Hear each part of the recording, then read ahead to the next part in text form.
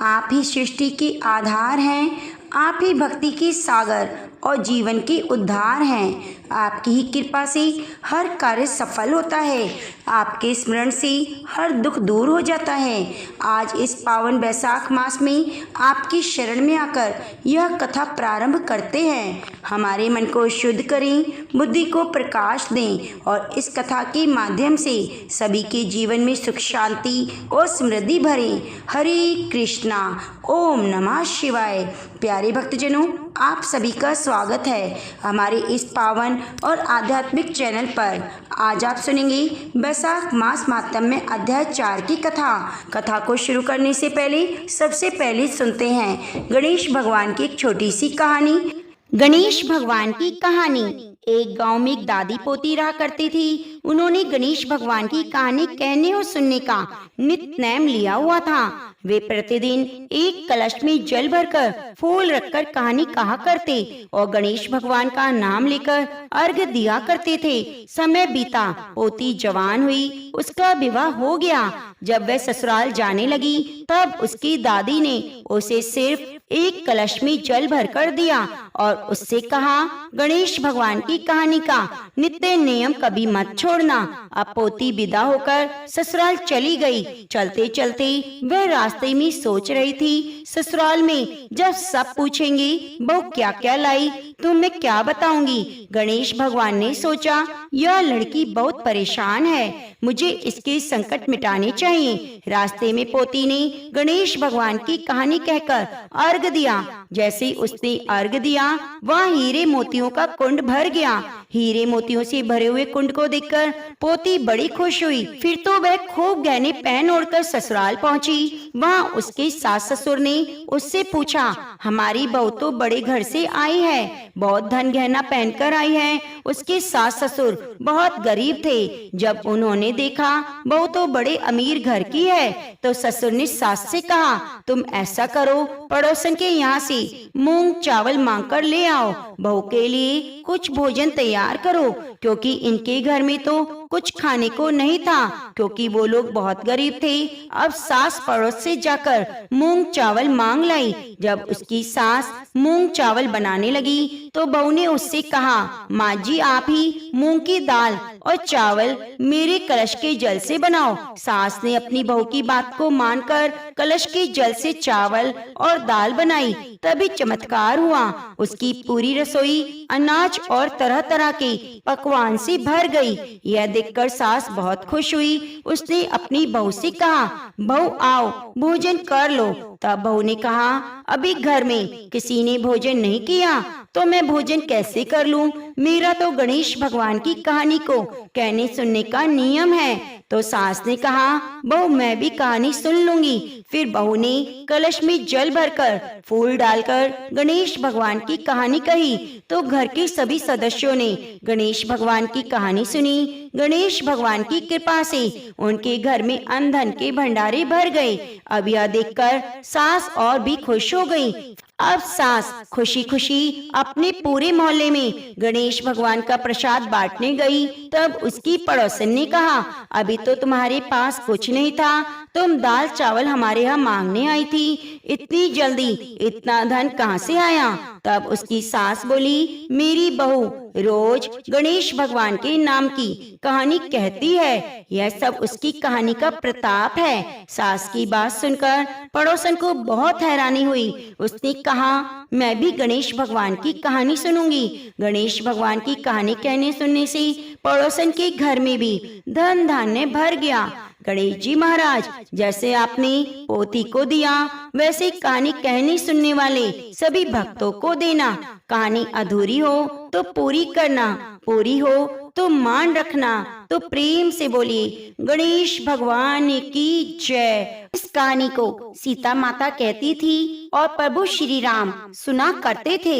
एक दिन श्री राम भगवान को किसी काम के लिए बाहर जाना पड़ा तो सीता माता कहने लगी, भगवान मेरा तो 12 वर्ष का नित्यनेम है, अब आप बाहर जाएंगी तो मैं अपनी कहानी किसे सुनाऊंगी? तब श्री राम ने कहा, हे सीते, आपको एक ही पाल पर जाकर बैठ जाना और वहाँ पर जो भी औरतें पानी भरने आएंगी उन्हें अपनी कहानी सुना दिया करना। सीता माता कुएं की पाल पर जाकर बैठ गई। तभी एक स्त्री आई। उसने रेशम की जरी साड़ी पहन रखी थी और सोने का घड़ा ले रखा था। सीता माता उसे देखकर कहने लगी, बहन, मेरा 12 वर्ष का नित्यनेम सुन लो। पर वह स्त्री बोली, मैं तुम्हारा नित्यनेम सुनूंगी तो मुझे घर जाने में देर हो जाएगी। मेरी सास मुझसे झगड़ा करेगी, इसलिए उसने कहानी नहीं सुनी और अपने घर चली गई। लेकिन उसके घर जाते ही उसकी रेशम जड़ी की साड़ी फट गई। सोने का घड़ा मिट्टी के घड़े में बदल गया।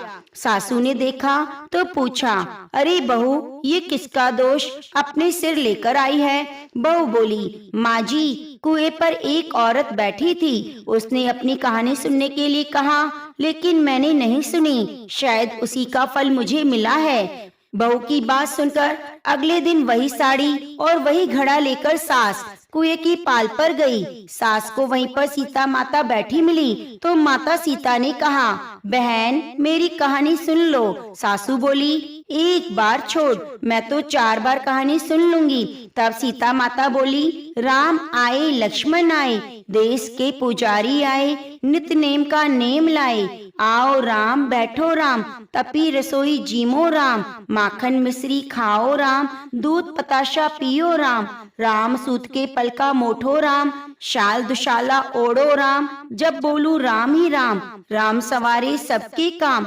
खाली घर भंडार भरेंगे राम, सबका बीड़ा पार करेंगे राम, श्री राम की जय जय राम, जय जय राम, जय जय राम। सासू बोली, बहन, कहानी तो बहुत अच्छी लगी। फिर कहानी सुनकर सासू घर चली गई और उसकी साड़ी फिर से रेशम जरी की बन गई। मिट्टी का घड़ा भी फिर वापस सोने के घड़े में बदल गया।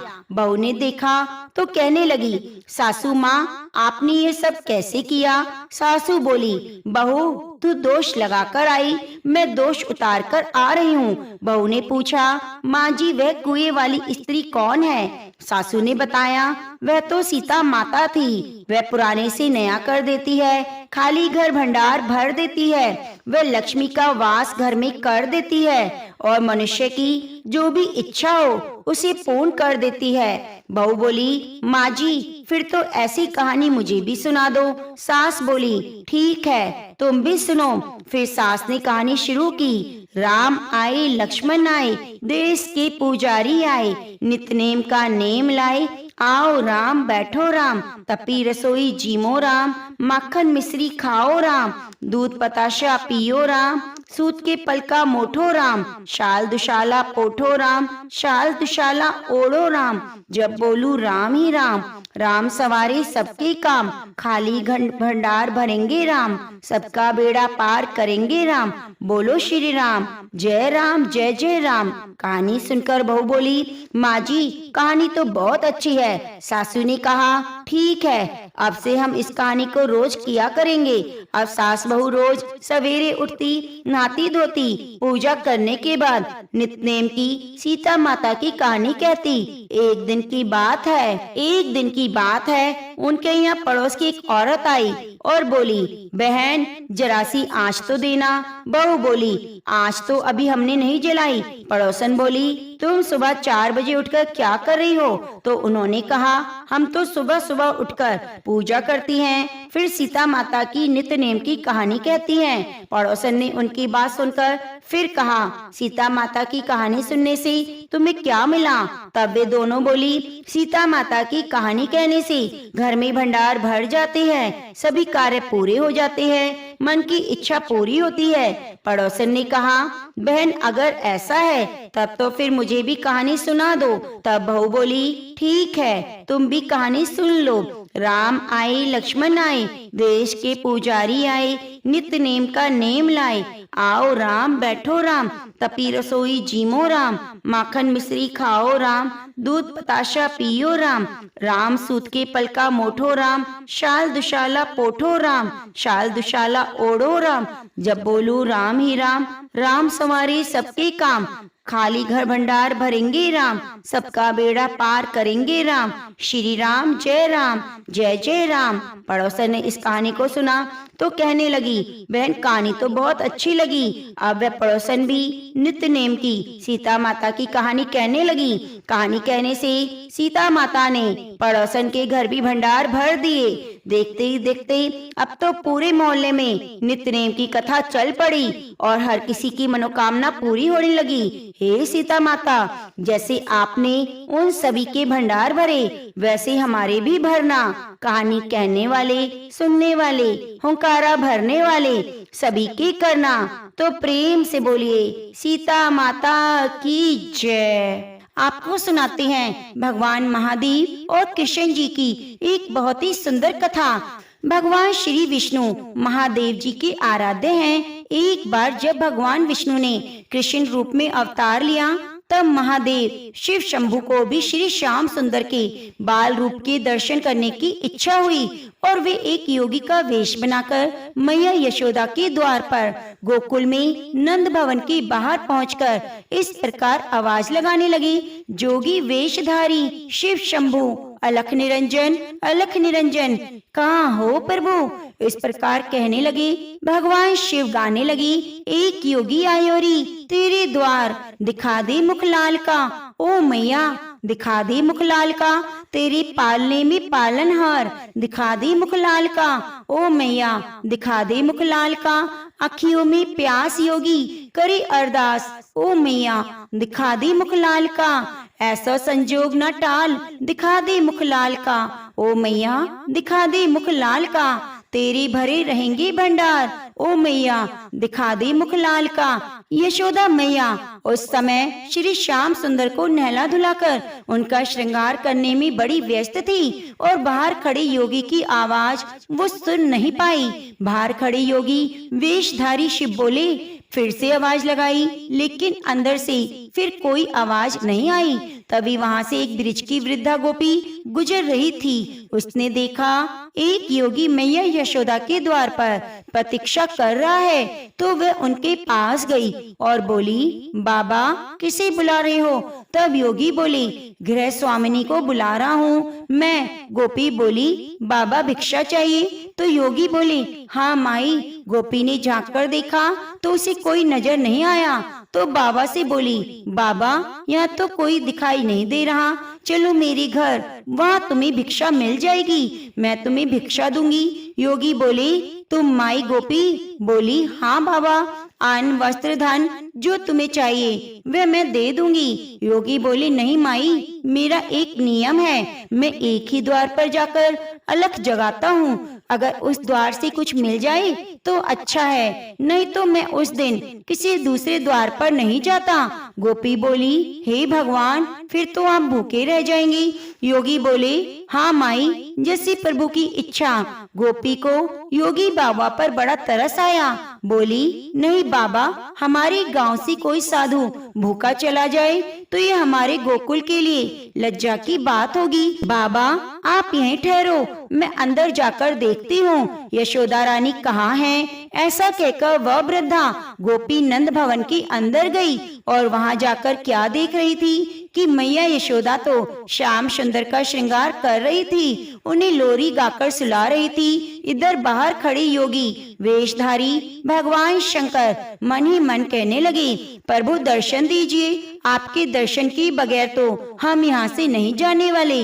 गोपी ने अंदर आकर मैया यशोदा से कहा, ओ यशोदा रानी। मैया बोली, आओ काकी, क्या बात है। तो गोपी मैया से कहने लगी, यशोदा रानी, तुम्हारे द्वार पर एक योगी बहुत देर से भिक्षा के लिए खड़ा है, तुमने उसकी आवाज नहीं सुनी क्या।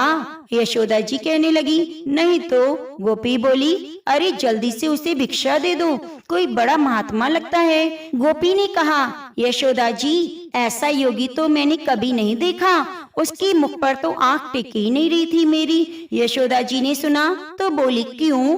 गोपी बोली, अरे इतना तेज है उसके ललाट पर, मानो सूर्य का तेज हो, देखो कितना बड़ा कड़ा नियम है, उसका जिस द्वार पर भिक्षा के लिए खड़ा हो जाता है बस वहीं से भिक्षा लेता है। भिक्षा ना मिलने पर भूखा ही लौट जाता है। यशोदा जी ने जब वृद्धा गोपी की बात सुनी तो झट से आटा, दाल, चावल जो भी सामग्री उसके हाथ आई वह सब कुछ ले लिया।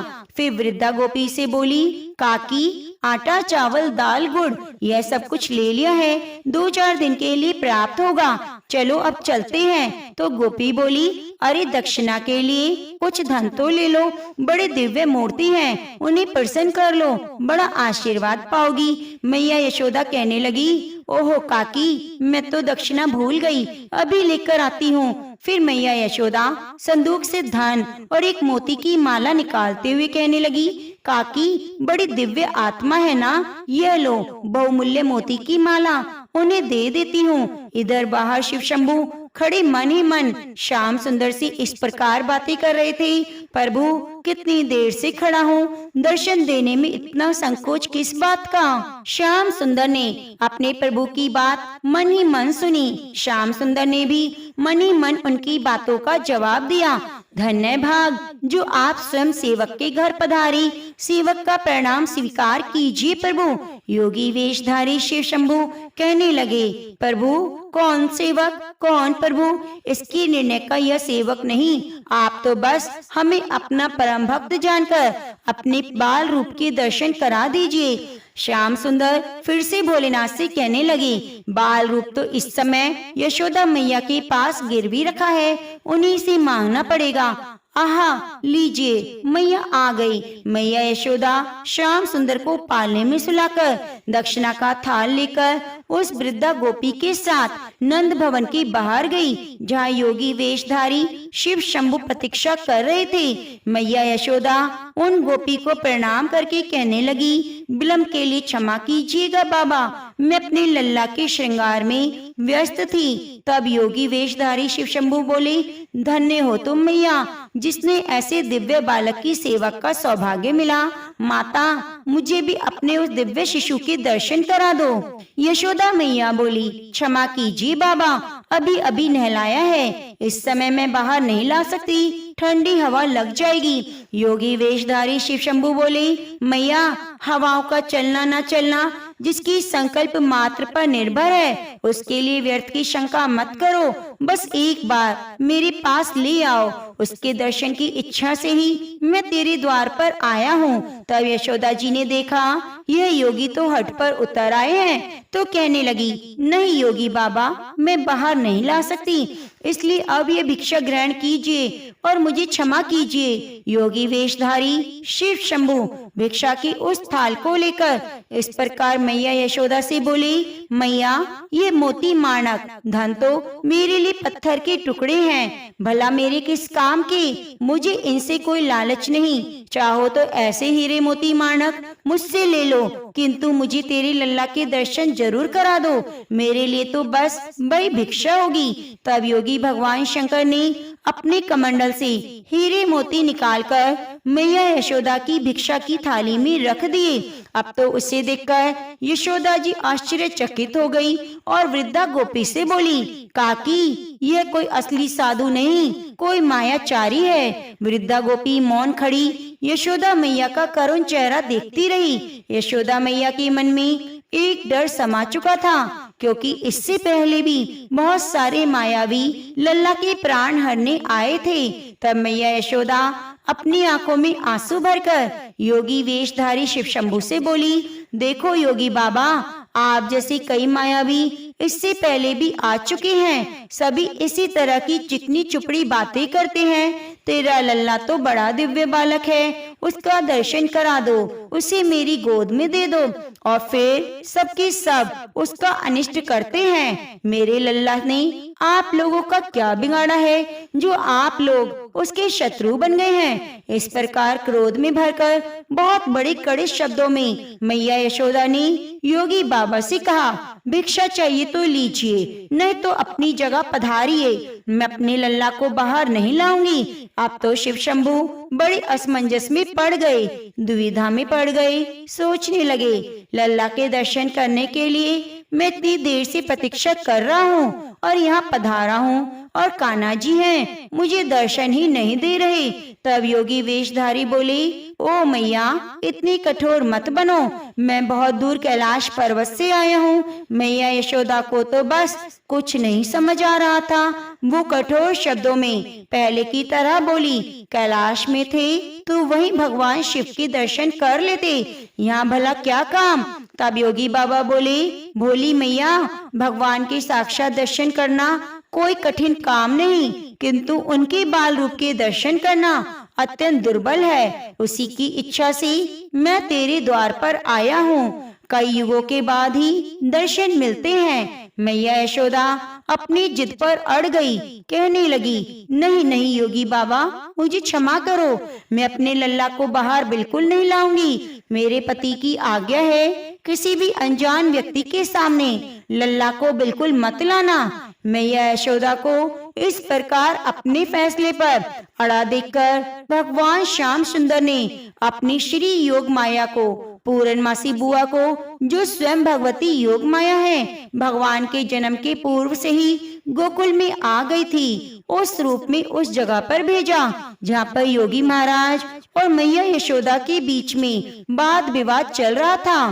पूरनमासी बुआ बोली, यशोदा जी, ये अनजान व्यक्ति नहीं है, मैं बहुत अच्छे से जानती हूँ। मैंने कहा था ना, गोकुल में आने से पहले मैं काशी में रहती थी, वहीं इनके दर्शन किए। सचमुच दिव्य शक्ति हैं, ये शक्तिपति हैं। ऐसा कहते हुए पूरनमासी बुआ आंखों में आंसू की धार लिए भगवान शिव के चरणों में अपना शीश रखकर उन्हें प्रणाम करती है और फिर उठकर यशोदा मैया से बोली, यशोदा रानी, इन्हें लल्ला के दर्शन करा दो, इनका आशीर्वाद पाकर तेरा लल्ला भी बड़ा खुश होगा। मैया यशोदा आश्चर्यचकित रह गई। पूरनमासी बुआ से बोली, बुआ, क्या तुम सच कह रही हो?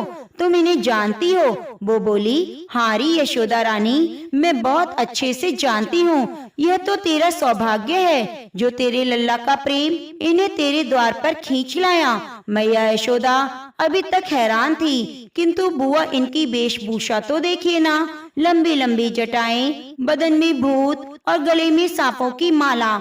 लल्ला तो इन्हें देखकर डर जाएगा। ना बाबा, मैं लल्ला को नहीं लाऊंगी। बेचारी भोली भाली मैया को क्या पता था उनके द्वार पर साक्षात सदाशिव आए हैं। मैया यशोदा से ऐसा सुनकर पूरनमासी बुआ बोली, नहीं यशोदा रानी, इनके दर्शन मात्र से तो सभी प्रकार के भयों का नाश हो जाता है, सारी बाधाएं दूर हो जाती हैं। अरे मुझ पर विश्वास करो, मैं कभी झूठ नहीं बोलती। वृद्धा गोपी ने भी पूरनमासी बुआ का समर्थन करते हुए कहा, अरे यशोदा रानी, ये पूरनमासी बुआ कभी झूठ नहीं बोलती। अब तो वृद्धा गोपी ने भी पूरनमासी बुआ का समर्थन किया। यशोदा रानी, तुम्हें याद है ना, जब पहले पहल गोकुल में आई थी, तब इसी ने तुम्हें आशीर्वाद दिया था कि तुम्हें भी लल्ला होगा। उस समय तुम सब लोग इसकी आशा छोड़ चुके थे। ये सदा सच कहती हैं, तो इनकी बात मान लो बेटी। पूरनमासी बुआ बोली, जा बेटी, लल्ला को ले आ। मैया यशोदा अब भी अपनी जिद पर अड़िग थी, बोली, लेकिन मैं लल्ला इनके हाथ में नहीं दूंगी। मैं बाहर तो ले आऊंगी, लेकिन छूने नहीं दूंगी। पूरनमासी बुआ बोली, अच्छा जा, लल्ला को लेकर आ, ये दूर से ही आशीर्वाद दे देंगे। जा लल्ला को लेकर आ। यशोदा बेटी, लल्ला को ला। आखिरकार विवश होकर यशोदा मैया को नंद भवन के अंदर जाना ही पड़ा। उनके मन में एक अनजाना सा डर समाया हुआ था। वे अंदर गई और अपने श्याम सुंदर को लाने के लिए अंदर जाकर श्याम सुंदर को गोद में उठाकर कहने लगी, अरे ओ लल्ला, चल, कोई दर्शन के लिए आया है। मैया यशोदा अपनी गोद में सावधानी से श्याम सुंदर को पकड़कर बाहर ले आई, जिसे देखकर योग वेशधारी शिव शंभु प्रेम से गदगद हो गए। श्याम सुंदर के बाल स्वरूप को टकटकी लगाए निहारने लगे। इस तरह पूरनमासी की रात को चकोर चांद को टकटकी लगाए निहारता है, इसी तरह अपलक भोले बाबा भी कान्हा को निहारते रहे। यशोदा मैया बोली, योगी बाबा, लल्ला को देख लो, आशीर्वाद दे दो। अब शिव शंभू ने अपने प्रिय श्याम सुंदर के बाल स्वरूप के दर्शन देखकर उन्हें नमस्कार किया और श्याम सुंदर भी चेहरे पर मधुर मधुर मुस्कान लिए देखते रहे। फिर शिव शंभू मैया यशोदा से कहने लगे, मैया आज्ञा हो तो उनके चरणों में अपना मस्तक रख लूं। मैया यशोदा ने सुना तो झट से बोल पड़ी, नहीं नहीं, मैं अपना लल्ला बिल्कुल भी नहीं छूने दूंगी। फिर तो पूरनमासी बुआ योगी वेशधारी शिव शंभू से बोली, पहले अपनी चरण रज तो दीजिए। ऐसा कहकर पूरनमासी बुआ शिव शंभू की चरण रज लेकर लल्ला श्याम सुंदर के ललाट पर लगा देती है। शिव शंभू की चरण रज श्याम सुंदर के ललाट पर पड़ते ही श्याम सुंदर मन ही मन भगवान शिव से कहते हैं, धन्यवाद प्रभु। अंतर्यामी भगवान शिव श्याम सुंदर की मन की बात को सुनकर कहने लगे, ये कहाँ का न्याय है स्वामी, हम इतनी दूर से आकर भी आपके बाल रूप का आलिंगन नहीं कर सकते। जिन श्री चरणों से निकली पवित्र गंगा को हमने अपने शीश पर धारण किया, उन श्री चरणों को एक बार तो छू लेने दीजिए। और फिर भगवान शिव शंभू अपने शरीर के अदृश्य प्रतिबिंब से श्याम सुंदर के चरणों का स्पर्श करते हैं, उनकी स्तुति पुरुष सूक्त से करते हैं, जो कि भगवान श्याम सुंदर को अत्यंत ही प्रिय है। उसके बाद योगी वेशधारी शिव शंभू मैया यशोदा से झूम झूम कर नाच नाच कर कहने लगे, युग युग जिए तेरा लल्ला, ओ मैया युग युग जिए तेरा लल्ला। मेरे नैना भरे आए हो गए निहाल, निरख मुख लाल का, प्यासी अखियां हुई रे निहाल, निरख मुख लाल का। अब तो यशोदा मैया कहने लगी, योगी बाबा लल्ला के दर्शन तो आपने कर लिए, अब अपनी भिक्षा तो लेते जाइए। महादेव झूमते हुए कहने लगे, रख ले हीरे मोती, तेरी ये पत्थर किस काम के, मेरा योगी तो हो गया निहाल, माला माल निरख मुख लाल का, मैं तो हो गया माला माल निरख मुख लाल का। और कहते हुए भोले बाबा वहां से अंतर्ध्यान हो जाते हैं। इस अद्भुत अनुपम दृश्य को देखकर स्वर्ग लोक से सभी देवी देवता प्रसन्न होकर पुष्प की वर्षा करने लगे। तो सभी प्रेम से बोलिए, नंद लाल की जय, भोलेनाथ की जय। आइए सुनते हैं पीपल सींचने की कथा। बहुत समय पहले की बात है, एक छोटे से गांव में एक नंद और भाभी साथ साथ रहा करती थी। दोनों के बीच में बहुत गहरा प्रेम था। भाभी अपनी ननद को अपनी सगी बहन से भी बढ़कर मानती। विवाह के समय उसकी सास ने उससे कहा था कि बहू मेरी बेटी का ख्याल रखना, उसे अपने बच्चों की तरह प्यार देना। भाभी ने भी उस समय जो वचन दिया था पूरे मन से निभा रही थी। वह अपनी ननद का पूरा ध्यान रखती, उसे कभी अकेला नहीं छोड़ती, हर सुख दुख में उसके साथ रहती। लेकिन एक दुख था, भाभी की कोई संतान नहीं थी। समय बीता, एक दिन पवित्र बैसाख मास का आगमन हुआ। भाभी ने सोचा वह पूरे महीने नित्य नियम पूजा करेगी। अब वह हर दिन ब्रह्म मुहूर्त में उठती, स्नान करती, पीपल वृक्ष के पास जाकर जल अर्पित करती, दीपक जलाती, विधि पूर्वक पूजा करती। उसकी ननद भी उसके साथ जाने लगी। अब दोनों मिलकर हाथ जोड़कर प्रार्थना करती। भाभी कहती, हे पीपल देव, मुझे एक पुत्र का आशीर्वाद दीजिए। ननद जो भोली भाली थी, अपनी भाभी की देखा देखी वह भी भोले मन से कहती, हे पीपल देव, जो मेरी भाभी मांग रही है मुझे भी वही आशीर्वाद दीजिए। इस प्रकार दोनों पूरे श्रद्धा भाव से रोज पीपल की सेवा पूजा करती। धीरे धीरे बैसाख मास बीतने को आया। उनकी सच्ची भक्ति से प्रसन्न होकर पीपल देव प्रकट हुए। उन्होंने भाभी को पुत्र प्राप्ति का वरदान दिया। लेकिन जब ननंद ने भी वही वरदान मांगा तो पीपल देव कुछ देर के लिए सोच में पड़ गए। पीपल देव सोचने लगे, यह तो अभी कुंवारी है, इसे पुत्र का वरदान कैसे दिया जाए। परंतु उसकी निष्कपट भक्ति और बार बार की प्रार्थना को देखकर उन्होंने उसे भी पुत्र रतन का वरदान दे दिया। कुछ समय बाद भाभी गर्भवती हुई और आश्चर्य की बात यह हुई कि ननंद के पेट पर भी एक छोटा सा फोड़ा उभर आया। समय पूरा हुआ और भाभी ने एक सुंदर पुत्र को जन्म दिया। वही ननंद के उस फोड़े से भी एक बालक उत्पन्न हुआ। जब भाभी ने देखा तो वह बहुत घबरा गई। उसने ननंद से पूछा तो ननंद ने पूरी सच्चाई बता दी कि यह सब पीपल देवनी वरदान का परिणाम है। भाभी अब घोर चिंता में पड़ गई। सोचने लगी, अगर यह बात गांव भर में फैल गई तो ननंद की बदनामी होगी, फिर उसकी शादी कैसे होगी। बहुत सोचने के बाद उसने निर्णय लिया और बोली, तुम किसी को कुछ मत बताना, मैं सबको कह दूंगी कि मेरे जुड़वा बच्चे हुए हैं। उसने यह बात अपने पति से भी छुपा ली। फिर एक दिन भाभी पानी लेने के लिए बाहर गई और ननंद को बच्चों की देखभाल करने के लिए कहा। ननंद बच्चों को सुला रही थी, तभी उसका बच्चा रोने लगा। वह उसे गोद में लेकर चुप कराने लगी और अनजाने में बार बार कहने लगी, बिना बाप के कन्हैया तू कहाँ से आया। ठीक उसी समय उसका भाई वहाँ आ गया। उसने यह बात सुन ली। उसकी बहन बोल रही थी। उधर जब भाभी वापस आई तो लड़की के भाई ने उससे सारी बात जानने की जिद की। पहले तो भाभी टालती रही, लेकिन अंत में उसने अपने पति को पूरी बात बता दी। यह सुनकर लड़की का भाई बहुत चिंतित हुआ। सोचने लगा, अब मेरी बहन की इज्जत का क्या होगा, कौन शादी करेगा। वह दुखी होकर उस बच्चे को लेकर पीपल वृक्ष के पास गया और बोला, हे पीपल देव, यह आपने क्या किया। मेरी बहन तो नादान थी, लेकिन आप तो सब जानते थे। अब इस बच्चे की जिम्मेदारी आप ही संभालिए। ऐसा कहकर उसने बच्चे को पीपल के चबूतरे पर रख दिया। तभी एक अद्भुत चमत्कार हुआ। पीपल का वह पेड़ 2 हिस्सों में बट गया और वह बच्चा उसमें समा गया। साथ ही चबूतरे में दरार पड़ गई। समय बीतता गया। कुछ समय बाद भाई भाभी ने अपने घर में एक बड़ा हवन करवाने का निश्चय किया।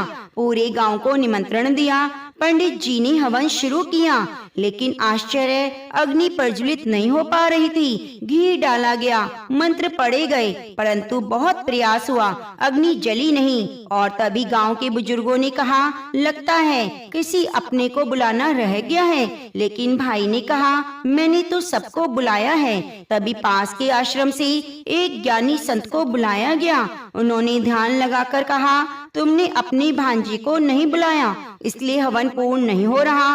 अब भाई चौंक गया, बोला, मेरा तो कोई भांजा नहीं। तो संत बोले, वही भांजा जिसे तुम पीपल को सौंप आए थे। अब तो भाई ने सबके सामने पूरी सच्चाई बता दी। यह सुनकर गांव वाले बोले, इसमें शर्म की क्या बात है, यह तो देवता का आशीर्वाद है। फिर तो सभी ढोल नगाड़ों के साथ पीपल वृक्ष के पास पहुँचे, प्रार्थना करने लगे। तभी फिर से चमत्कार हुआ।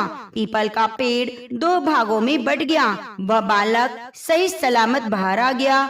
देखकर सभी लोग खुशी से झूम उठे। बच्चे को बड़े सम्मान के साथ घर लेकर आए। पुनः हवन शुरू हुआ। इस बार हवन की अग्नि तुरंत ही प्रज्वलित हो उठी। पूरा वातावरण दिव्यता से भर गया। तभी से यह मान्यता प्रचलित हुई कि बैसाख मास में पीपल वृक्ष की पूजा करने से निसंतानों को संतान सुख मिलता है, निर्धन को धन मिलता है, कुंवारों को योग्य जीवन साथी मिलता है, हर मनोकामना पूरी होती है। इसलिए सच्चे मन और श्रद्धा से की गई भक्ति कभी भी व्यर्थ नहीं जाती। प्रिय भक्त जनों, बैसाख मास यह पावन अवसर है जब भगवान श्री हरि विष्णु अपने भक्तों की छोटी से भी छोटी भक्ति से प्रसन्न होकर उन्हें अनमोल फल प्रदान करते हैं। कहा जाता है, इस मास में गंगा स्नान का पुण्य अनेक जन्मों के पापों को हर लेता है। आज की यह कथा हमें सिखाती है कि सच्ची श्रद्धा चाहे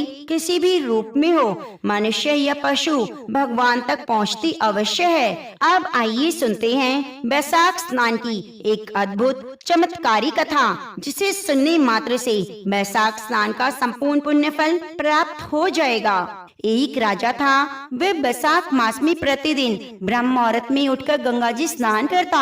राजा का आदेश था कि मुझसे पहले गंगा जी में कोई भी स्नान नहीं करेगा। राजा जब गंगा जी में स्नान करने जाता तो उन्हें प्रतिदिन शांत जल के स्थान पर हिलता हुआ जल दिखाई देता।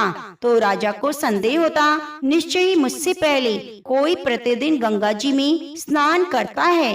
अतः राजा ने नदी के तट पर पहरेदार बिठा दिए। गंगा जी के तट पर एक वृक्ष था, उस पर एक बंदरिया रहती थी। वह प्रतिदिन राजा के स्नान करने से पहले स्नान करके वृक्ष पर चढ़कर बैठ जाती। इस प्रकार होते होते पूरा बैसाख महीना व्यतीत हो गया, किंतु अंतिम दिन राजा के सिपाही ने देख लिया और उस बंदरिया को पकड़कर राजा के पास ले गए और कहा, यह बंदरिया आपसे पहले गंगा जी स्नान करती है। उधर राजा की प्रतिज्ञा थी, यदि कोई भी स्त्री मुझसे पूर्व स्नान करती होगी तो मैं उससे विवाह कर लूंगा। इसलिए राजा को बांदरी के साथ विवाह करना पड़ा। बैसाख स्नान की पुण्य से बांदरी की गर्भ ठहर गया। 9 माह पूर्ण होने पर बांदरी ने राजा से पूछा, शिशु जन्म के समय मुझे क्या करना चाहिए? तब राजा ने महल में एक घंटी लगवा दी और बांदरी से कहा, जब तुम्हें दर्द हो तो उसे बजा देना, मैं प्रबंध कर दूंगा। राजा की अन्य रानियां भी थी, उनकी कोई संतान नहीं थी। बांदरी को गर्भ है, यह समाचार जानकर अन्य रानियां मन ही मन बांदरी से ईर्ष्या करने लगी और भावी संतान का नाश करने हेतु योजनाएं बनाने लगी। घंटी लगी देखकर एक रानी से बांदरी से इसका कारण पूछा तो बंदरिया ने संपूर्ण वृतांत बता दिया। रानी ने बहकाया, एक बार घंटी बजाकर तो देखो राजा आते हैं या नहीं। बंदरिया ने घंटी बजाई तो राजा दौड़े दौड़े महल में आए और घंटी बजाने का कारण पूछा। इस पर बंदरिया ने उत्तर दिया, मैंने तो रानियों के कहने पर घंटी बजाई थी। तब रानियों ने राजा से कहा, यह तो पशु है, न जाने कितनी बार घंटी बजाएगी। इस प्रकार कहकर उन्होंने घंटी हटवा दी। कुछ दिनों के बाद बंदरिया के शिशु जन्म का समय आया तो उसने अन्य रानियों से पूछा, मैं क्या करूं? तब रानियों ने कहा, तुम आंखों पर पट्टी बांधकर सो जाओ। बंदरिया के बैसाख मास के स्नान के पुण्य प्रताप से एक सुंदर पुत्र हुआ। शिशु के जन्म होते ही उसके रोने से पूर्व ही रानियों ने उसे एक टोकरी में रखकर दासी को दे दिया और आदेश दिया, इसे नदी में बहाकर आओ। उस शिशु के स्थान पर एक पत्थर रख दिया। राजा को कहलवा दिया कि बंदरिया ने पत्थर को जन्म दिया है। राजा ने सुना तो उन्होंने भी संतोष कर लिया। जब दूसरी रानियों की संतान नहीं तो यह तो बांदरी है, इसके क्या संतान होगी। उधर दासी ने उस सुंदर शिशु को नदी में न बहाकर कुम्हार के खंडल में डाल दिया। दूसरे दिन कुम्हार कुम्हारिन खंडल में आए तो वहां एक सुंदर शिशु को रोते हुए देखा। कुम्हार कुम्हारिन निसंतान थे। उन्होंने उस शिशु को अपने लिए भेजी गई भगवान की भेंट माना और बड़े प्रेम से शिशु का पालन करने लगे। कुछ बड़ा होने पर बालक को ज्ञात हुआ कि वह बांदरी का पुत्र है जिसको रानियों ने मरवाना चाहा था।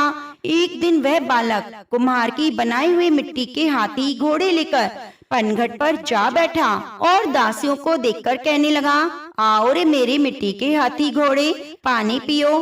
तब दासियों ने बात सुनी तो हंसने लगी, बोली, अरे मूर्ख, कभी मिट्टी के हाथी घोड़े भी पानी पीते हैं क्या? इस पर बालक ने कहा, कभी बंदरिया भी पत्थर को जन्म देती है क्या? उस बालक की यह बात दासियों ने जाकर महल में कही। तब रानियों ने दूसरे दिन विष मिलाकर लड्डू भेजे। ईश्वर की कृपा से लड्डू गोंद और बादाम के हो गए। उन लड्डू को खाने से लड़के की मृत्यु नहीं हुई। यह समाचार दासी ने रानी को कहा। रानियों ने राजा से कहकर कुम्हार को देश निकलवा दिया। कुम्हार वन में रहने लगा। उसके बाद अगले वर्ष चैत्र माह में माता गणगौर के पूजन का दिन आया तो वह बांदरी का पुत्र 108 करवे 108 गोली लेकर घड़े में पानी भरकर बगीचे के बाहर बैठ गया। उधर राजा की और साहूकार की पुत्रियां गणगौर बनाने के लिए मिट्टी लेने आई। बगीचे में खेलने और झूलने लगी। इस कारण कुछ समय बाद उन्हें प्यास लगी। तब उन्होंने बांदरी के पुत्र से जल पिलाने के लिए कहा तो उस बालक ने उत्तर दिया, मेरे पास एक गोली है, उसे खाते जाओ। और चारों ओर फेरे लगाते जाओ, तब मैं तुम्हें जल पिलाऊंगा। इस पर पहले तो कन्याओं ने मना कर दिया, किंतु तीव्र प्यास के कारण मान गई। इस प्रकार गोली खाने और युवक के साथ फेरे लेने से वह गर्भवती हो गई। बाद में उनके माता पिता को यह ज्ञात हुआ तो वह सभी कुमार के पास आए और सारी बात कही और कहा, तुम्हारे पुत्र ने हमारी कन्याओं से विवाह किया है, अब तुम्हें इन्हें अपने पास रखना होगा। तब कुमार ने निर्धन होने के कारण असमर्थता बताई। दो कन्याओं के माता पिता ने बहुत सारा धन देकर अपनी कन्याओं को कुमार के घर विदा किया। कुमार के घर 108 बहुएं आ गईं, उसके 108 पोते हो गए। कुमार ने समस्त नगरी को भोजन के लिए बुलावा दिया, राजा को भी बुलवाया। राजा के यहाँ से बांदरी के सिवा सभी रानियां और राजा भोजन करने हेतु गए। तब राजकुमार राजा की आज्ञा लेकर बांदरी को लेने रथ पालकी लेकर गया और लाकर सभा में सबसे ऊंचे स्वर्ण आसन पर बिठाया।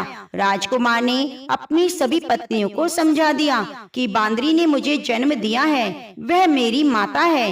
एक एक बहू रानी बांदरी के चरण स्पर्श करती गई और एक सोने का सिक्का और पोते को गोद में देती गई। जब राजा और रानियों ने यह देखा तो कुमार के पुत्र से इसका कारण पूछा।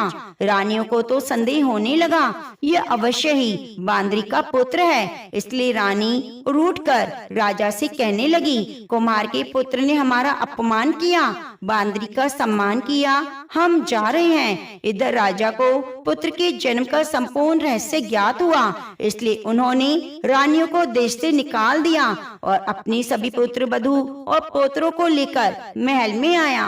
राजकुमार का राज तिलक हुआ। कुमार कुमारिन को राजकुमार ने महल में रहने के लिए निवेदन किया, लेकिन वह नहीं माने। तब राजा ने उन्हें ढेर सारा धन दिया। वैशाख स्नान का इतना महत्व है तो सबको वैशाख स्नान करना चाहिए। बांदरी ने वैशाख स्नान किया तो उसे राजा का राज्य, पुत्र, बहुएं सब प्राप्त हुए।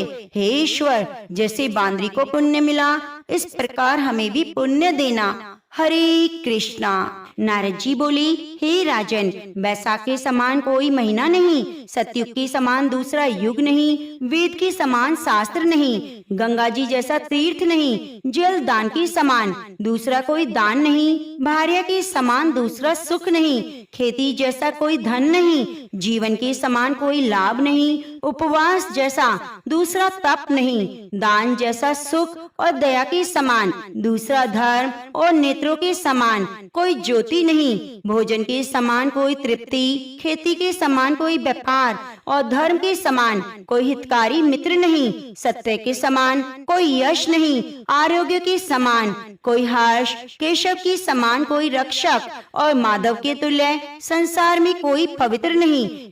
ऐसा वैशाख मास भगवान लक्ष्मी नारायण को सदा ही प्यारा है। भगवान के प्यारे इस महीने को जो लोग बिना व्रत के व्यतीत करते हैं वे संपूर्ण धर्मों से बहिष्कृत होकर शीघ्र ही पशु योनि पाते हैं। जो मनुष्य बिना व्रत के इस मास को खो देंगे उनका कुआं बनवाना, बावड़ी बनवाना, बगीचा लगवाना, जितने धर्म हैं वे सब व्यर्था हैं, उनका कुछ फल नहीं होता। जो मनुष्य नियम पूर्वक वैशाख मास में भोजन करते हैं वे अवश्य ही विष्णु भगवान की सायुज्य मुक्ति को पा लेते हैं, इसमें कोई संदेह नहीं। संसार में अनेक प्रकार के दान और व्रत हैं, परंतु उनके करने से शरीर को अत्यंत ही परिश्रम होता है, उनसे संसार में बारंबार जन्म लेना पड़ता है।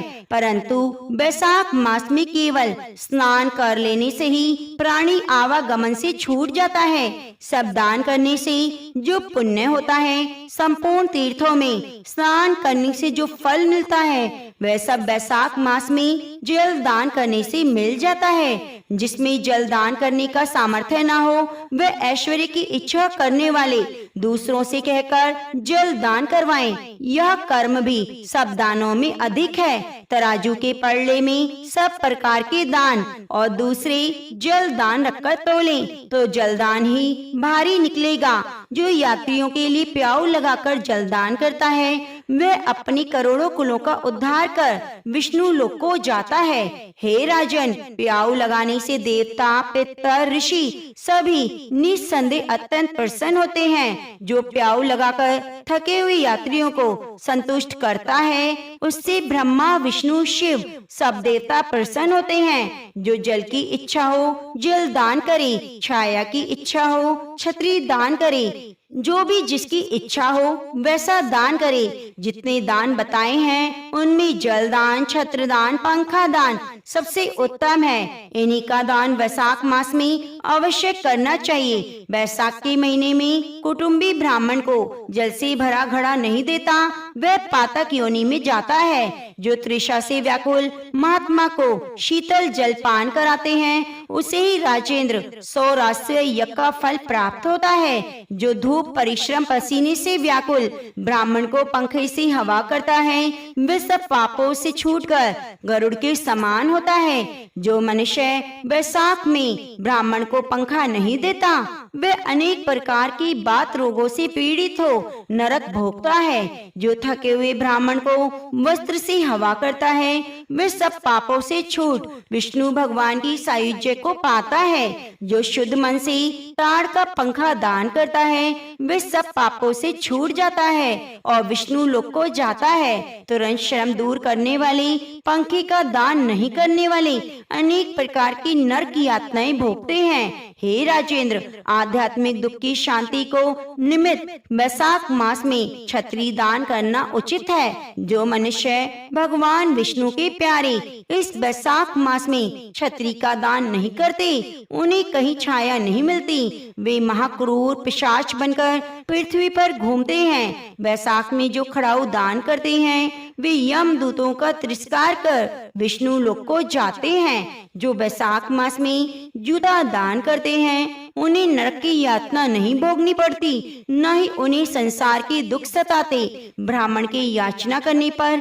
खड़ाऊ दान करने वाला पृथ्वी पर करोड़ों जन्मों तक राजा होता है। जो मार्ग में श्रम को दूर करने के लिए स्थान बनवाता है, उसका फल वर्णन करने में ब्रह्मा भी असमर्थ हैं। दोपहर को कोई अतिथि या ब्राह्मण मिले, उसको भोजन करने का फल ब्रह्मा जी भी वर्णन नहीं कर सकते।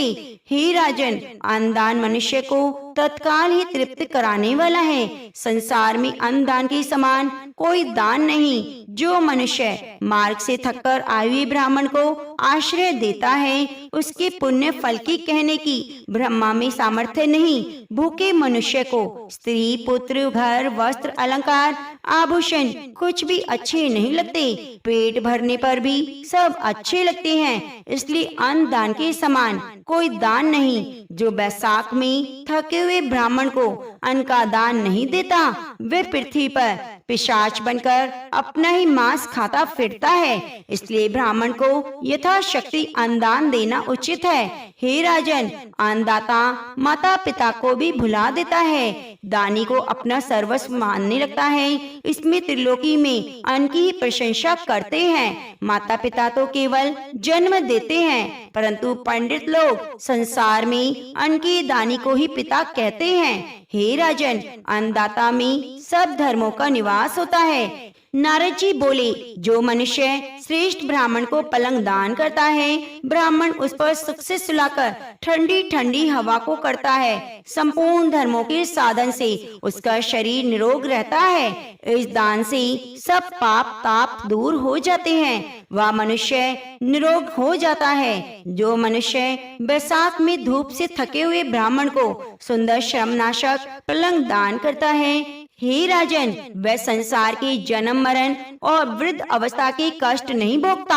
हे राजन, संसार में जन्म मरण और वृद्ध अवस्था के कष्ट नहीं भोगता। उस पलंग पर ब्राह्मण के शयन करने से जीवन भर की अनजाने में हुए पाप नष्ट हो जाते हैं। हे राजेंद्र, उसके पाप ऐसे नष्ट हो जाते हैं जैसे अग्नि के स्पर्श से कपूर नष्ट हो जाती है, और वह मनुष्य निश्चय ही ब्रह्म पद को प्राप्त करता है। जो मनुष्य वैशाख मास में शैया दान करता है, वह मनुष्य इसी जन्म में संपूर्ण भोग्य पदार्थों को भोगता है। उसके कुल में बहुत से मनुष्य होते हैं, कोई रोग उसको नहीं लगता, बड़ी आयु, धैर्य, निरोगता और यश मिलता है। उस धर्मात्मा के कुल में 100 पीढ़ी तक कोई अधर्मी नहीं होता।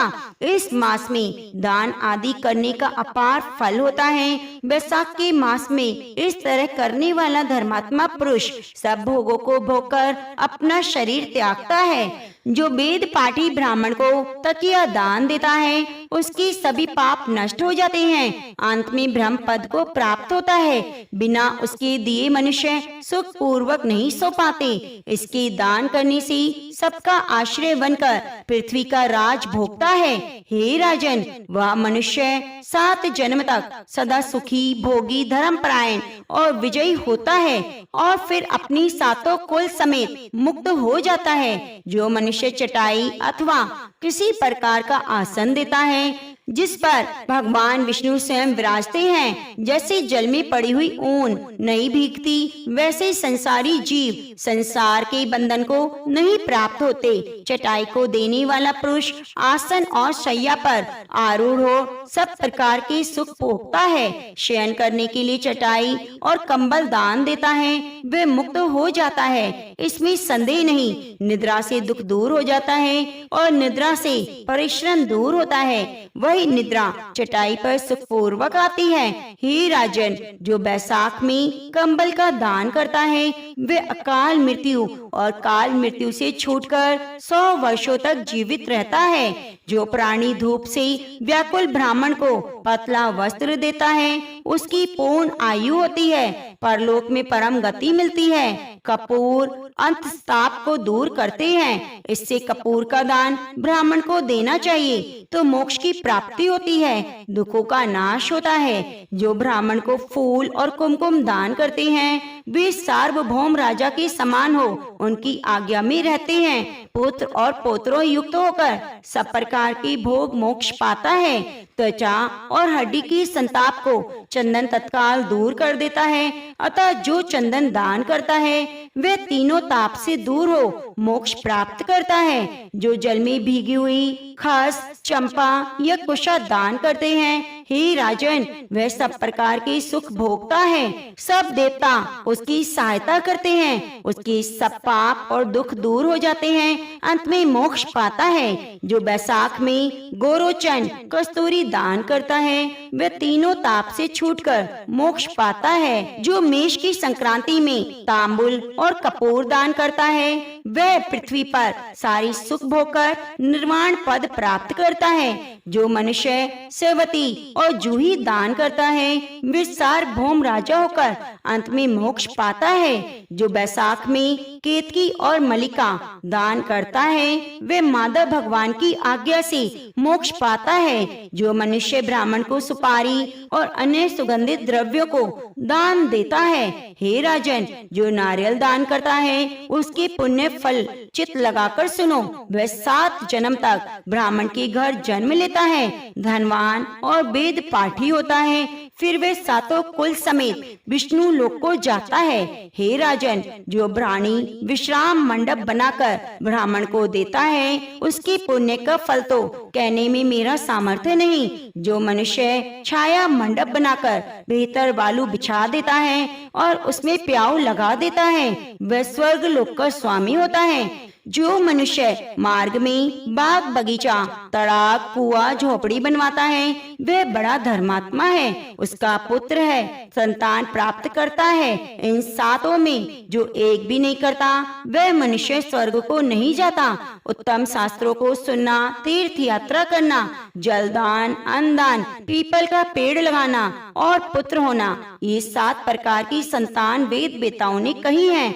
अन्य सैकड़ों धर्म करने पर भी मनुष्य को संतान नहीं मिलती, इसलिए संतान की इच्छा करने वाले को एक कार्य अवश्य करना चाहिए। पशु, पक्षी, मृग, वृक्षों को कभी स्वर्ग नहीं मिलता, फिर मनुष्यों को तो कहना ही क्या। जो मनुष्य सुपारी, नागवल्ली, कपूर, अगर सहित पान दान करता है वे निश्चय ही शारीरिक पापों से मुक्त हो जाता है, यश, धैर्य और लक्ष्मी पाता है, रोगी रोग से छूट जाता है, निरोगी मोक्ष हो जाता है। जो बैसाख में तापनाशक छाछ का दान करता है वह विद्वान और धनवान होता है, इसमें संदेह नहीं, क्योंकि गर्मी की ऋतु में तर्क के समान कोई दान नहीं। इसलिए मार्ग के कारण थके हुए ब्राह्मण को छाछ का दान करे। जो मनुष्य नींबू का रस नमक डालकर अरुचि नाशक छाछ का दान करता है वह मोक्ष पाता है। जो गर्मी से व्याकुल ब्राह्मण को दही की लस्सी पिलाता है, हे राजन, उसके पुण्य का फल कहने में तो मुझ में सामर्थ्य नहीं।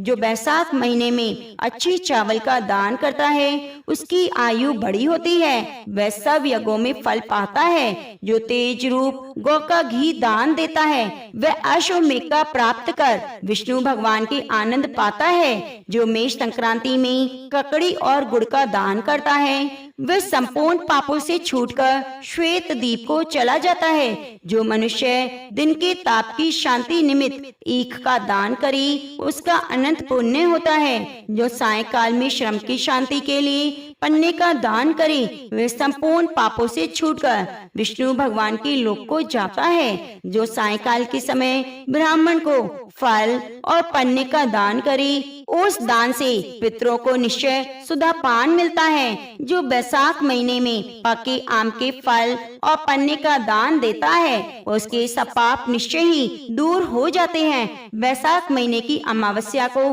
पेय से भरे हुए घड़े का दान करें। हे राजन, बैसाख मास में किए गए दान का वर्णन करने का मेरा सामर्थ्य नहीं, तो प्रेम से बोलिए हरे कृष्णा।